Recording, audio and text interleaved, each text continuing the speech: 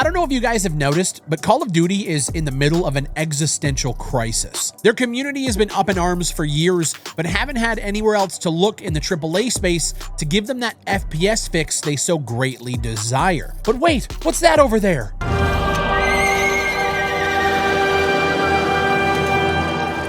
Battlefield.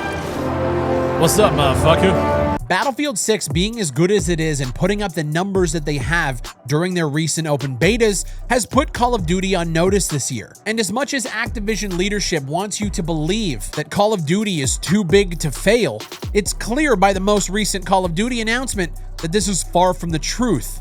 Or is it? Call of Duty has come out and stated that Carry Forward will no longer bring operators, operator skins, and weapons from Black Ops 6 to Black Ops 7. The game needs to feel authentic to Call of Duty and its setting. So brave, so stunning, guys. The last time this was said was, it was last year with Black Ops 6. At this point, they could probably just copy last year's blog post, put them out there, and you wouldn't even notice as people parade on social media yelling, "W change! They're finally listening to the community!" The only thing carrying forward this year is Activision's bullshit. The only thing Call of Duty is listening for is the sound of your gold galleons clanging around in your gold pouches as you line up to be fed yet another AI-generated abomination on their store page for $20. And remember to buy the Black Cell. It's worth it, trust me. I mean, seriously, the fucking magazine is upside down in your official patch notes graphics. You're $1 billion studio,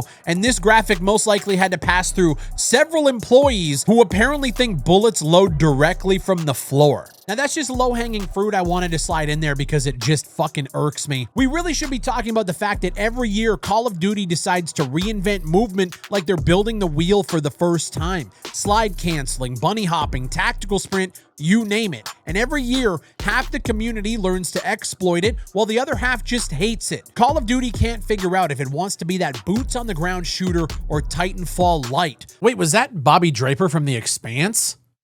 Fuck. Well, now I have to buy it. So we get this awkward middle ground where nothing feels consistent.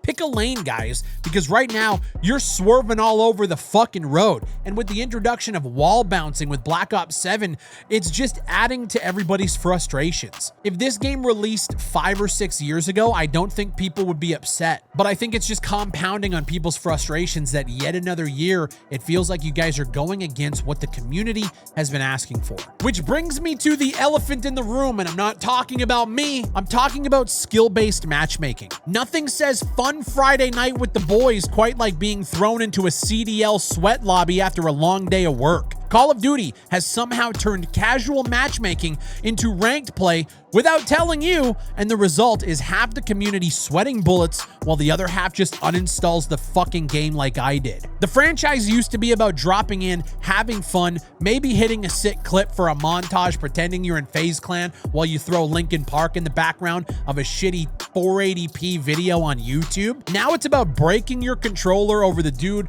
with a 5.0 KD, slide canceling around every corner. Great job, guys. You took a casual shooter and you turned it into a part-time job. And the thing is the community has been complaining about skill-based matchmaking for years. We remember the old days where sometimes you would just log in and get your fucking ass handed to you. And then the next game, it was really good. And if you did really well in that game, the next game wasn't indicative of how you performed in the game prior.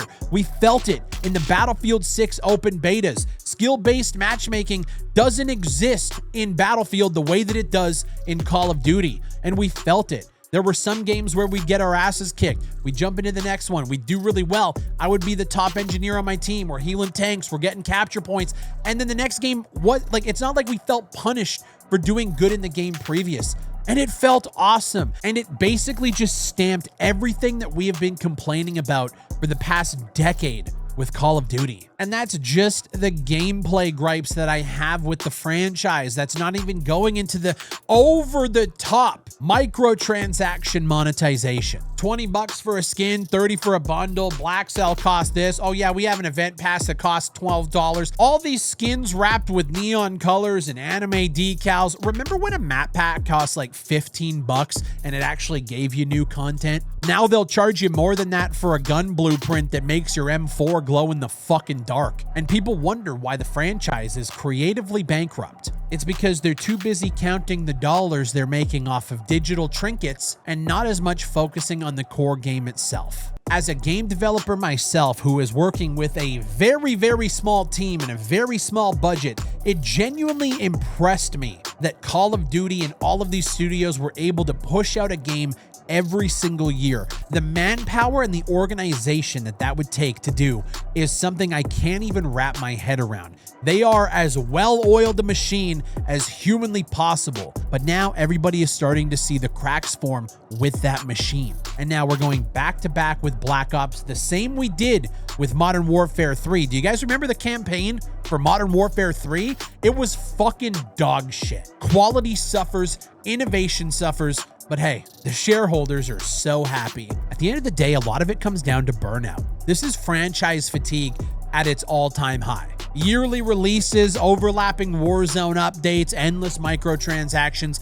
Call of Duty just isn't exciting anymore for a lot of people. We were really, really excited when Modern Warfare 2019 came out because it felt like a return to form. It felt like they were innovating in ways that we've been asking for in the visuals, the player controller, the actual gunplay. The movement felt very grounded. It's what people were asking for. And from Modern Warfare 2019 to now, we're on the same exact fucking cycle we saw in the early 2010s. And people are over it. A franchise that used to define the FPS genre is now just a hamster wheel for anyone desperate enough to keep running on it. And I don't fault anybody for wanting it. We grew up playing Call of Duty. I remember the first time I booted up Modern Warfare. It was game-changing. And when I look around at all of the franchises that I grew up playing that have fallen to the wayside, I can't help but feel a little bit jealous of the Call of Duty community. I wish we had SOCOM back. I wish we had Killzone and Resistance and Warhawk and all of these games that I grew up playing that just, I felt like they didn't get a fair shake because at the end of the day, they all wanted Call of Duty dollars. Seeing what Call of Duty has become makes me glad that I got to experience these games at the time that I did, and they didn't overstay their welcome. And even though we have mainstream media journalists like GameSpot writing stuff like this, Battlefield 6 looks great, but it won't beat Call of Duty this year. The one thing all of these fucking journalists don't realize is that it doesn't have to beat Call of Duty this year. It just has to take a big enough chunk of that pie to make sure Call of Duty doesn't beat Call of Duty this year, because that is all Call of Duty cares about. More money, more player retention, more player engagement, more eyes on the store page, more of your time. It wants all of the market share, and for quite a few years now, it's had it through failed Battlefield projects and through failed Halo projects, through the shutting down of multiple Sony IPs. There is one franchise that we grew up playing that is still going strong today in the FPS space, and that's Call of Duty, at least in the eyes of their shareholders, which is all they truly give a shit about nowadays. But unfortunately for Activision, where it counts this year, Call of Duty won't die, Call of Duty won't sell as many copies as they have in the past, which means Call of Duty will fail. The truth is, Black Ops 7 is going to be a major turning point for the game and the franchise. And while I think the statement that Call of Duty is too big to fail is actually true, Call of Duty has completely lost its identity. And this is coming from someone who over the past several years has tried my hardest to give them the benefit of the doubt. I really enjoyed moments of Warzone, moments of the multiplayer, and a few of the campaigns, but it's clear to me that the community is quickly approaching their breaking point. And for the casual audience that doesn't necessarily get into these online discussions, and they simply just log on for a night with the boys, if those guys choose to put their time in on another franchise this year, Call of Duty is going to have to make some impactful changes to the way they handle business. Or their marketing teams are going to have to work overtime to make sure the next Modern Warfare title looks like a return to form, at least until Season 1, when you'll see Captain Price going head-to-head against Hank Hill and Ronald fucking McDonald.